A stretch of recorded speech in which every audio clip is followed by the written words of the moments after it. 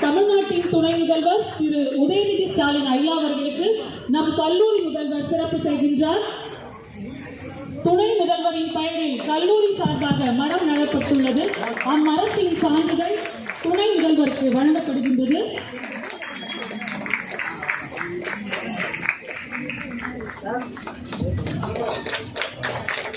நினைவு பரிசு ஐயா அவர்களுக்கு வழங்கப்படுகிறது.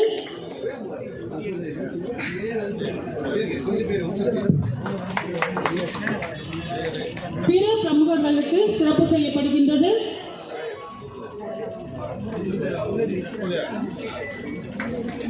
மாண்புமிகு நகராட்சி நிர்வாகத்துறை அமைச்சருக்கு கல்லூரி முதல்வர் அவர்களால் சிறப்பு செய்யப்படுகின்றது.